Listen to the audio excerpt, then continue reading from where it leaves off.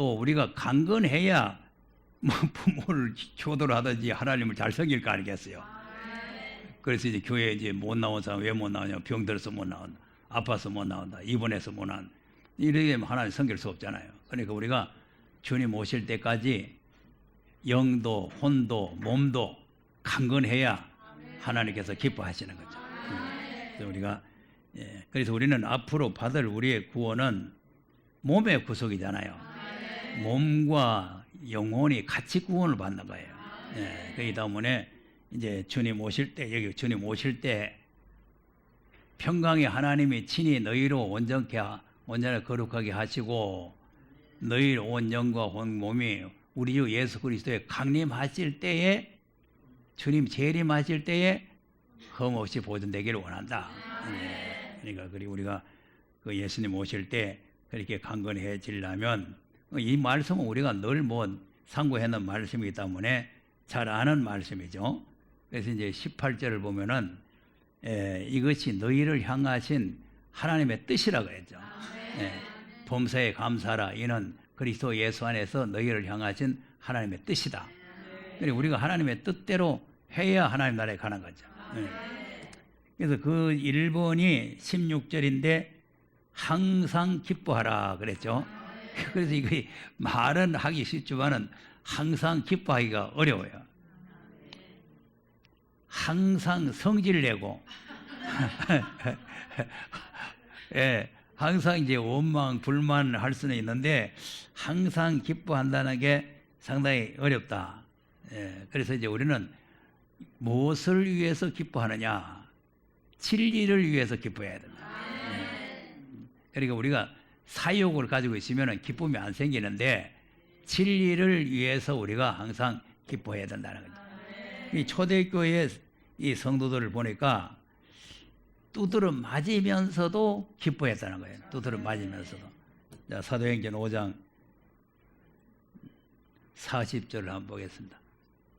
시작. 저희가 옳게 여겨 사도들을 불러들여 채찍질하며 예수의 이름으로 말하는 것을 금하고 놓으니 사도들은 그 이름을 위하여 능욕받는 일에 합당한 자로 여기심을 기뻐하면서 공회 앞을 떠나니라. 자 보세요. 아멘. 채찍질했죠. 공회 앞이죠. 어디 가만히 저쪽 한쪽에서 불러가지고 채찍질한 게 아니고 공회 많은 사람들이 보는 앞에서 야 이놈 자식들 예수 전하면 죽인다. 예수 전하면 안 돼. 알겠지 하고 막 때린단 말이에요. 그런데 그 많은 사람 앞에서 두드러 맞은 것을 합당한 자로 여기고 기뻐하면서 나왔다는 거예요. 야, 이거 정말 이것이 이제 항상 기뻐하는 거예요. 뭘 이런 봉투라도 하나 주면은 아이고 감사합니다. 아이고 기뻐하고 이런 게 아니고 두드러 맞는데 기뻐하는 거예요. 또 보세요. 13장 50절인가 한번 보세요. 시작. 이에 유대인들이 경건한 귀 부인들과 그 성내 유력자들을 선동하여 바울과 바나바를 핍박해 하여 그 지경에서 쫓아내니 두 사람이 저희를 향하여 발에 티끌을 떨어버리고 이고니온으로 가거늘 제자들은 기쁨과 성령이 충만하니라. 네. 아멘. 자 보세요. 그러니까 이제 유대인들이 사람들을 막 선동시켜 가지고 지금 이 사도들을 쫓아내죠. 쫓아내는데 쫓겨나오면서 기쁨이 충만했다. 성령이 충만했다. 이것이 이제 항상 기뻐하는 거예요. 그러니까 좋은 일만 있어가지고 기뻐하는 거야 뭐 누가 못하겠어요. 그런데 두드러 맞으면서 쫓겨나면서 그래서 우리가 항상 이 사도들을 생각해 보면은 이제 항상 우리가 기뻐할 여러 가지 어려움이 있어도 기뻐하는 거죠. 네, 마태복음 13장 44절 또 한번 보겠습니다. 시작. 천국은 마치 밭에 감추인 보화와 같으니 사람이 이를 발견한 후 숨겨두고 기뻐하여 돌아가서 자기의 소유를 다 팔아 그 밭을 샀느니라. 자, 아멘. 보화가 감춰져 있는 밭을 발견했죠. 그러니까 기뻐하죠. 자기 소유를 다 팔죠. 이것이 이제 항상 기뻐하는 거죠. 그러니까 진리를 발견하고 진리 안에서 기뻐하라는 거죠. 그냥 세상 돈 생기면 기뻐하고 뭐 아들 잘 때면 기뻐하고 뭐 잘 때면 기뻐하고 이런 기쁨이 아니고 이런 진리를 발견하고 기뻐하고 진리 때문에 핍박받을 때 기뻐하고 진리 때문에 시험 받을 때 기뻐하고 너희가 여러 가지 시험을 만나거든 기쁘게 여기라 그랬잖아요. 너희를 거짓으로 거스려 막 악하다고 막 때리고 하거든 기뻐하라 그랬잖아요. 왜 그러냐? 하늘의 상이 크다는 거죠. 그러니까 지금 당장은 그것이 슬픈 일이지만 미래를 내다볼 때에 기쁜 일이다 그 말이죠. 그러니까 여러 가지 시험도 오고 뭐 환난도 오고 핍박도 오고 뭐 때리는 것도 오고 뭐 쫓아내는 것도 오고 하지만 그런 여러 가지 어려운 역경을 만나도 이 진리를 발견해서 기뻐해야 된다는 거죠.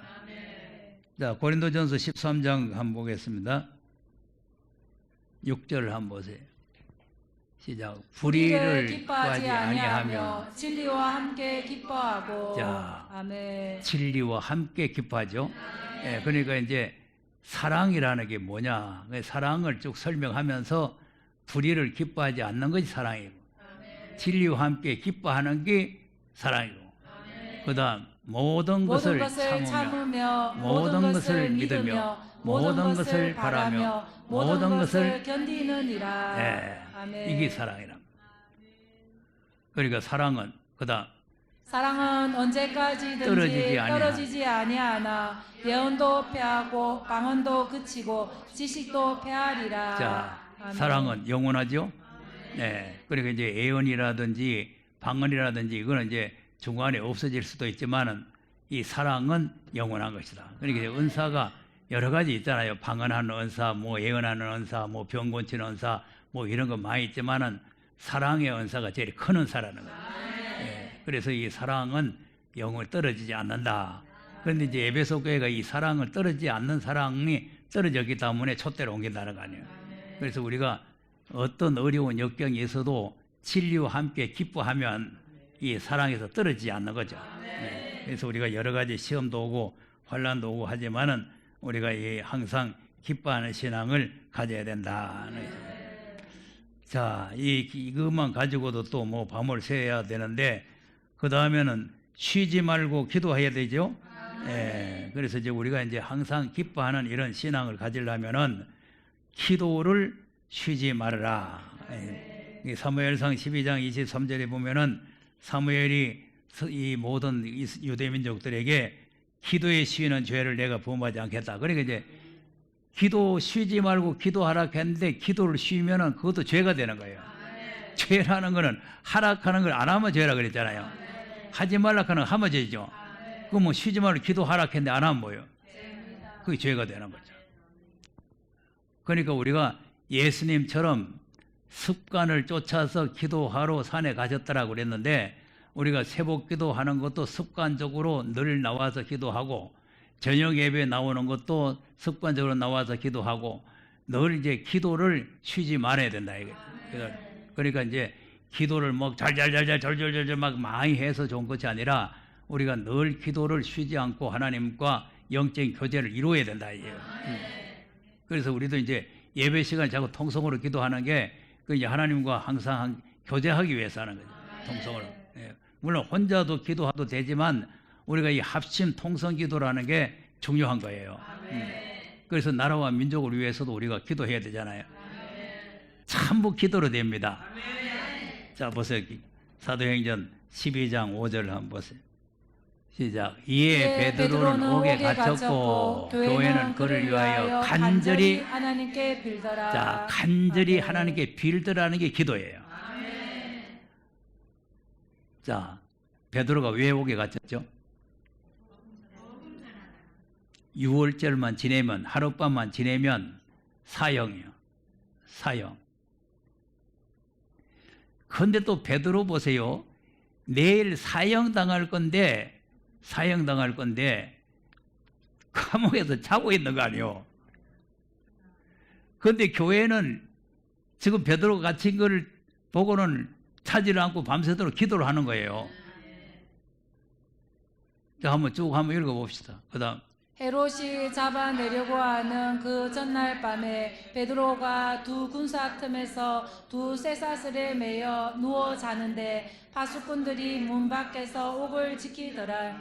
홀련히 주의 사자가 곁에 섬에 옥중의 광채가 조요하며 또 베드로의 옆구리를 쳐 깨워 가로되 급히 일어나라 하니 쇠사슬이 그 손에서 벗어지더라. 천사가 가로되 띠를 띠고 신을 들매라 하거늘 베드로가 그대로 하니 천사가 또 가로되 겉옷을 입고 따라오라 한대 베드로가 나와서 따라갈새 천사의 하는 것이 참인 줄 알지 못하고 환상을 보는가 하니라. 이에 첫째와 둘째 파수를 지나 성으로 통한 세문에 이르니 문이 절로 열리는지라. 나와 한 거리를 지나매 천사가 곧 떠나더라. 이에 베드로가 정신이 나서 가로되 내가 이제야 참으로 주께서 그의 천사를 보내어 나를 헤롯의 손과 유대 백성의 모든 기대에서 벗어나게 하신 줄 알겠노라 하여 깨닫고 마가라는 요한의 어머니 마리아의 집에 가니 여러 사람이 모여 기도하더라. 자, 이거 보세요. 아멘. 여러 사람이 모여서 합심 기도하는 거죠. 교회는 그를 위해서 빌더라 하는 그 말이 교회가 모여서 기도했다는 거죠. 그리고 우리가 이제 어떤 어려움이 있으면은 우리도 이제 기회를 봐서 모여가지고 합심해서 이렇게 기도를 해야 되는 거죠. 추수할 것은 많은데 일꾼이 없으니까 추수하는 주인에게 기도하라 그랬잖아요. 추수하는 일꾼을 보내달라고. 그러니까 우리가 이렇게 쉬지 말고 기도하라. 뭐 이 기도에 대해서도 많이 있어서 다 말씀을 드릴 수는 없죠. 예수님의 기도를 한번 보겠습니다. 누가복음 22장 39절에서 한번 보겠습니다. 가장 모범적인 기도가 예수님 기도죠. 그래서 이제 예수님의 기도를 본받아야 돼요. 시작. 예수께서 나가사 습관을 쫓아 감난산에 가심에 제자들도 쫓았더니 습관 쫓았다는 건 늘 쉬지 않고 기도했다는 거 아니에요. 그다음 그곳에 이르러 저희에게 이르되 시험에 들지 않기를 기도하라 하시고 저희를 떠나 돌 던질 만큼 가서 무릎을 꿇고 기도하여 가라사대. 무릎을 꿇고 기도했죠. 그러니까 예수님도 무릎을 꿇고 기도하는 거예요. 아멘. 그리고 이제 무릎 꿇으라 그러니까 마음의 무릎이지 무슨 무릎 꿇느냐 또 이래요. 우리가 가능하면은 의자에 앉아서 기도하는 것보다도 무릎을 꿇고 기도하는 게 그 하나님 앞에 겸손의 자세입니다. 그러니까 예수님도 무릎을 꿇고 기도하셨다. 그다음 가라사대 아버지여 만일 아버지의 뜻이거든 이 잔을 내게서 옮기시옵소서. 그러나 내 원대로 마옵시고 아버지의 원대로 되기를 원하나이다. 여기 이제 기도의 핵심이죠. 그러니까 우리는 내 원대로 되기를 원하죠. 이래 주시기 원합니다. 저래 주시기 원합니다. 이게 되기 원합니다. 이러지만 아버지의 원대로 되기를 원합니다. 나는 이렇게 되기를 원하지만 내 원대로 마시고 아버지의 원대로 되기를 원합니다. 그러니까 내가 기도했는데 왜 안 됐을까? 이렇게 지금 낙심할 필요가 없단 말이에요. 왜 그러냐면 하나님의 뜻대로 하시기다 말이에요. 내가 이렇게 기도했는데 왜 안 됐냐? 하나님의 뜻이 있기 때문에.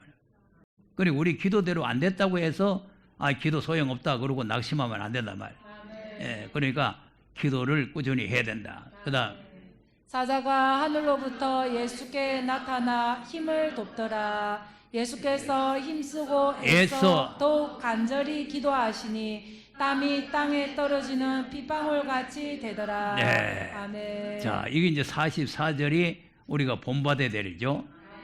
힘쓰고 애쓰고 더욱 간절히. 그러니까 기도는 힘쓰고 애쓰고 더욱 간절히 해야 되는 거예요. 이게 기도가 예수님께서 우리에게 본을 보여주신 기도다. 이제 기도에 대해서도 우리가 바르게 잘 알고 자세도 잘 취해서 예수님처럼 우리도 기도를 해야 될 줄로 믿으시기 바랍니다. 자, 그 다음에 이제 18절에 보면은 범사에 감사하라죠. 본문에 이제 범사에 감사하라. 이것이 하나님께서 우리를 향하신 하나님의 뜻이다. 근데 그 범사라는 게 뭐냐면은 좋은 일에만 감사하는 것이 아니라 나쁜 일이 와도 감사하라는 거죠. 그래서 다니엘서 6장을 보면은 다니엘이 지금 사자굴 속에 들어가게 됐는데 감사를 했잖아요. 자, 다니엘서 6장 10절 한번 보겠습니다. 시작. 다니엘이 이 조서에 의인이 지킨 이것을 것을 알고도 자기 집에 돌아가서는 그 방에 예루살렘을 향하여 열린 창에서 전에 행하던 대로 하루 3번씩 무릎을 꿇고 꿇고 기도하며 그 하나님께 감사하였더라. 네. 아멘. 여기 이제 그 하나님께라는 게 중요한 내용이에요. 평생 하루에 3번씩 예루살렘 회복을 위해서 기도해 왔는데 그 기도의 결과가 뭐냐면은 사자굴 속에 들어가게 됐단 말이에요. 그래서 내가 그동안 기도했던 그 하나님께 감사를 했다. 그랬더니 사자의 입을 봉해버렸잖아요. 예.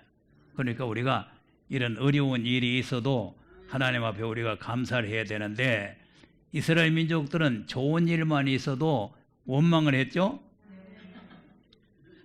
이스라엘 민족들은 애굽에서 구원해낸 오늘 낮에도 잠깐 얘기했지만은 그 남자들 놓으면은 강에다 갖다 던지는 말이 쉬워서 그렇지만 자식을 갖다 강에다 던져 보세요. 예? 말이 그렇지. 그 귀한 자식을.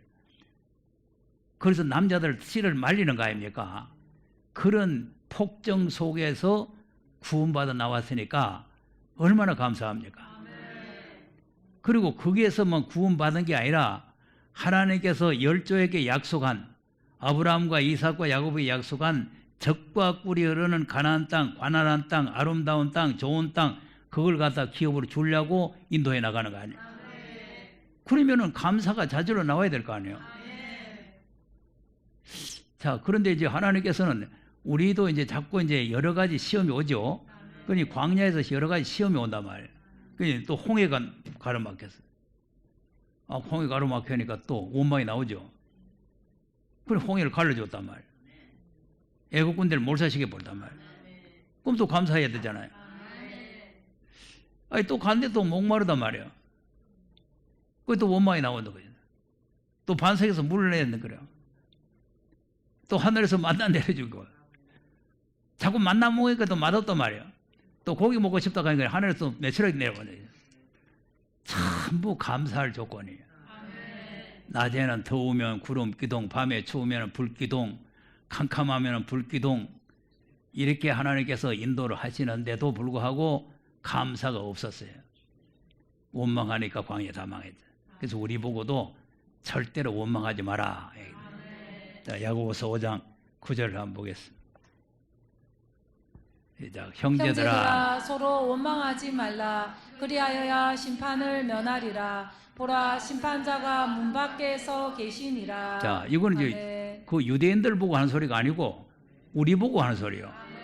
형제들아 하는 거는. 그래서 우리가 서로 원망하지 말아라. 그래야 심판을 면한다. 심판자가 문 밖에 서 계신다. 가까이 와 계신다 그 말이죠. 예, 그러니까 우리가 범사에 하나님께 감사하라. 이 감사에 대해서도 뭐 여러 가지 이 말씀 많이 드려야 되는데 그 다음에 19절을 보니까 무슨 말이세요? 본문에 다시 들어가서 보세요. 우리가 항상 기뻐하라, 쉬지 말고 기도하라, 범사에 감사하라는 다들 외우지만 19절은 잘 안 읽죠. 성령을 소멸치 말며 이걸 이제 또 우리가 읽어야 돼요. 그런데 왜 그러냐? 이걸 안 읽으니까 오늘 현재 신학은 한 번 성령이 오면은 영원토록 있는 거지 소멸이 안 된다. 이렇게 지금 신학자들이 말을 하는 거죠. 그런데 하나님께서는 소멸이 되니까 소멸하지 말라는 거 아니에요. 소멸이 안 되는데 소멸하지 말라고 하면은 하나님 말씀이 거짓말이잖아요. 하나님의 기록한 말씀은 진리입니다. 소멸 안 되는데 소멸하지 말라고 하면 안 되잖아요. 그리고 우리가 미련한 처녀를 봐도 소멸이 되는 거 아닙니까? 기름이 처음에는 찰랑찰랑 있었잖아요. 그러니까 잠들었잖아요. 주님이 더디 오셨잖아요. 깨보니까 다 소멸됐단 말이에요. 그러니까 그거를 잘 모르고 이 성령을 갖다가 요한복음 14장을 갖다 붙여가지고 보혜사 성령으로 그 성령을 갖다 붙여가지고 보혜사가 영원토록 같이 한다 하는 거를 거기다 딱 갖다 붙여가지고 본드로 붙여가지고 그래가지고 그걸 믿고 앉았어 지금. 요한복음 14장은 보혜사 성령이 초림에 예수님 오셔서 주신 성령입니까? 아닙니다. 금방에도 안 간 소리요. 초림의 예수님은 예수님을 십자가에 못 박아 죽인 사람들, 요 악질들이 회개하면은 선물로 주는 거예요. 선물. 그런데 보혜사는 예수님 십자가에 못 박아 죽인 사람들한테 주는 성령이 아니고 주님을 사랑하고 그 계명을 지키는 사람들에게 주는 거예요. 하늘과 땅 차이입니다. 그런데 어떻게 그 성령 갖다 붙여요? 그러니까 오늘날 신학자들이 성경이 뭔지를 잘 모르는 거예요. 몰라가지고 지금은 거짓말을 가르쳐가지고 성도들을 미련한 처지를 만들어서 전부 다 주님 오실 때에 저작동대로 다 보내는 거예요. 성령이 소멸이 되니까 소멸하지 말라는 거 아닙니까? 그러니까 우리가 이 성령에 대해서 우리가 제대로 좀 잘 알아야 된단 말이에요. 그러니까 이제 다윗도 성령을 내게서 거두가지 말아달라 이랬잖아요. 11절 11절. 나를 주 앞에서 쫓아내지 마시며 주의 성신을 내게서 거두지 마소서. 자, 성신을 아멘. 거두지 마라 그랬잖아요. 그러니까 이제 하나님께서 성령이 소멸되는 건 하나님께서 성령 거두고 가실 분다. 그러니까 우리가 항상 기뻐하고 쉬지 말고 기도하고 범사에 감사하고 그러고 성령을 소멸치 말아야 된다. 이 성령을 소멸치 말아야 된다는 것을 우리가 기억을 하셔야 된단 말이에요. 그리고 왜 다윗이 저런 기도를 했느냐 하면은 사울이 성령이 떠나버렸죠. 사무엘상 16장 14절 한번 보세요. 시작. 여호와의 신이 사울에게서 떠나고 여호와의 부리신 악신이 그를 번뇌케 한지라. 네. 아멘. 여호와의 신이 떠나버렸죠. 그러다 다른 신이 왔죠. 악신이 들어오죠. 그러니까 이제 우리가 이 하나님의 은혜를 받고 이 은혜가 떠나버리면은 다른 신이 들어와요. 그래서 우리가 성령을 소멸치 말아라 하는 말씀도 우리가 잘 기억을 하셔야 돼요. 자, 그 다음에 본문에 가서 20절에 보면은 또 무슨 말씀이 있어요? 예언을 멸시치 말고 그랬죠? 예언을 멸시치 말아라. 그러니까 지금 이제 마지막 때가 되면은 이 예언의 말씀을 우리가 지켜야 되잖아요. 네, 지켜야 되는데 예언의 말씀을 멸시하면은 멸시하는 사람이 지킵니까? 아니 그거 구원하고 관계없어 그런 거는. 그러니까 그런 거 몰라도 돼 이렇게 되는 거죠. 자, 계시록 1장 3절만 한번 읽고 기도합시다. 시작. 이 예언의 말씀을 읽는 자와 듣는 자들과 그 가운데 기록한 것을 지키는 자들이 복이 있나니 때가 가까움이라. 자, 그럼 하나님께서는 이 예언의 말씀을 읽고 듣고 지켜야 복받는다 그랬죠. 그런데 신학자들은 지킬 필요 없다는 거예요. 그럼 몰라도 된다는 거예요. 구원하고 관계없다는 거죠. 그러니까 이렇게 말하기 때문에 이만희가 나와가지고 자꾸 이제 그 현재 교회를 갖다 비방하잖아요. 비방하면서 그 대표적인 사람 나를 거기에다 여가지고 내가 이런 소리 하는 걸 딱 뽑아가지고 보라고 장독교 목사 계시록 필요 없다 하지 않냐고요. 죄에서 구원받는데 이 예언의 말씀 읽고 듣고 지켜야 되는 거요? 그 말이에요. 내가 하는 말은 죄에서 구원받는 데는 십자가 부활만 믿으면 돼요. 이 예언의 말씀 전혀 몰라도 돼요. 왜 예언의 말씀 그때 나오지도 않았어요. 사도들이 복음 전할 때 예언의 말씀 안 나왔잖아요. 그 뒤에 요한에게 주 90년경에 주셨는데 주셔가지고도 봉해가지고 주셨잖아요.